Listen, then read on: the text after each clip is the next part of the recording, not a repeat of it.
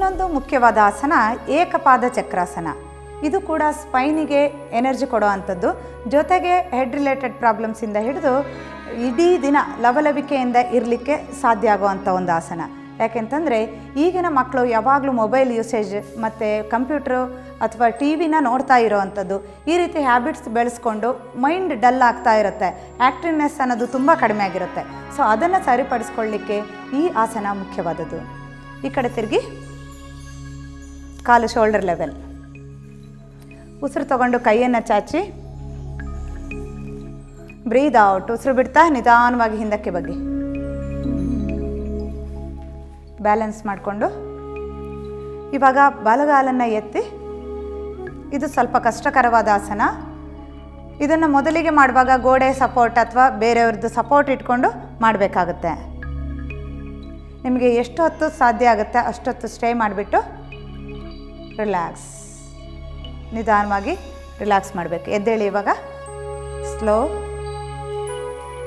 ಯಾವುದೇ ಆಸನ ಮಾಡಿದ್ರೂ ಕಾಂಪ್ಲಿಮೆಂಟ್ರಿ ಆಸನ ಮಾಡಬೇಕಾಗುತ್ತೆ. ಇವಾಗ ಹಸ್ತಪಾದಾಸನ, ಹಿಂದೆ ಬಗ್ಗಿರುವಾಗ ಮತ್ತೆ ಮುಂದೆ ಬಗ್ಗುವಂಥ ಆಸನನ ಮಾಡಬೇಕು. ಈ ರೀತಿ ಮಾಡೋದ್ರಿಂದ ಇದು ಹೊಟ್ಟೆ ರೀಜನಿಗೆ ಪ್ರೆಷರ್ ಬೀಳುತ್ತೆ. ಸೊ ಅದರಿಂದ ಎಕ್ಸ್ಟ್ರಾ ಫ್ಯಾಟ್ ರೆಡ್ಯೂಸ್ ಆಗುವಂಥದ್ದು, ಅಬ್ಡಾಮಿನ್ ರಿಲೇಟೆಡ್ ಪ್ರಾಬ್ಲಮ್ಸಿಗೆ. ಆಮೇಲೆ ಈ ರೀತಿ ಬಾಗೋದ್ರಿಂದ ತಲೆಗೆ ಕಂಪ್ಲೀಟಾಗಿ ಬ್ಲಡ್ ಸರ್ಕ್ಯುಲೇಷನ್ ಜಾಸ್ತಿ ಆಗುತ್ತೆ.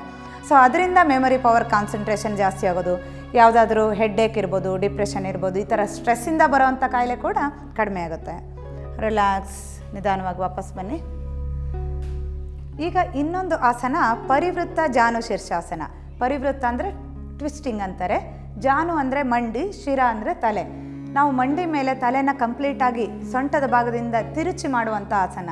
ಇದು ಒಂದು ಮುಖ್ಯವಾದ ಆಸನ. ಯಾಕೆಂತಂದರೆ ಈ ರೀತಿ ತಿರುಚೋದ್ರಿಂದ ಬೆನ್ನಿಗೆ ಸಂಬಂಧಪಟ್ಟ ಕಾಯಿಲೆಗಳು, ಹೊಟ್ಟೆ ರೀಜನಿಗೆ ಸಂಬಂಧಪಟ್ಟ ಕಾಯಿಲೆಗಳು, ಎಕ್ಸ್ಟ್ರಾ ಫ್ಯಾಟ್ ರೆಡ್ಯೂಸ್ ಆಗಲಿಕ್ಕೆ ಈ ಎಲ್ಲದೂ ಕೂಡ ಸಹಾಯಕರವಾದ ಆಸನ. ಕೂತ್ಕೊಳ್ಳಿ.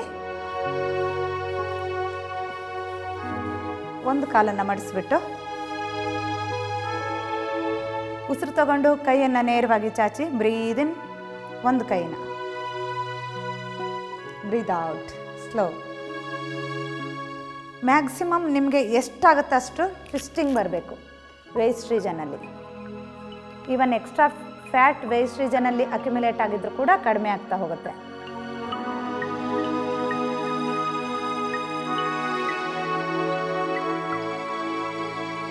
ರಿಲ್ಯಾಕ್ಸ್. ಇದಕ್ಕೆ ಸೆಲ್ಫ್ ಕಾಂಪ್ಲಿಮೆಂಟ್ರಿ. ಒಂದು ಸಲ ಯಾವ ಕಡೆ ಮಾಡಿರ್ತೀರೋ ಅದೇ ಥರ ಮತ್ತೊಂದು ಕಡೆ ಮಾಡಬೇಕು. ಮತ್ತೊಂದು ಕಾಲನ್ನು ಮಡಿಸ್ಬಿಟ್ಟು ಮತ್ತೊಂದು ಸೈಡ್ ಉಸಿರು ತಗೊಂಡು ಕೈಯನ್ನು ನೇರವಾಗಿ ಚಾಚೋದು, ಬ್ರೀದ್ ಔಟ್, ಉಸಿರು ಬಿಡ್ತಾ ಸೈಡಿಗೆ ಬೆಂಡ್ ಆಗ್ತಾ ಹೋಗಬೇಕು. ಈಗ ಚೈಲ್ಡ್ ಒಬೇಸಿಟಿ ಅಂತ, ಈವನ್ ಮಕ್ಕಳಲ್ಲಿ ಕೂಡ ಒಬೇಸಿಟಿ ಅನ್ನೋದು ತುಂಬ ಜಾಸ್ತಿ ಆಗ್ತಾ ಇದೆ. ಇದೆಲ್ಲ ಆಸನಗಳನ್ನು ಮಾಡೋದ್ರಿಂದ ಬಾಡಿ ಫಿಟ್ನೆಸ್ಸಿಗೆ ಕರೆಕ್ಟಾಗಿ ಅವರ ಹೈಟಿಗೆ ತಕ್ಕ ಹಾಗೆ ವೆಯ್ಟ್ ಮತ್ತು ಒಂದು ಫಿಟ್ನೆಸ್ ಕರೆಕ್ಟ್ ಆಗಲಿಕ್ಕೆ ಕೂಡ ಮುಖ್ಯವಾದ ಆಸನ. ರಿಲ್ಯಾಕ್ಸ್ ಮಾಡಿ ಸ್ಲೋ.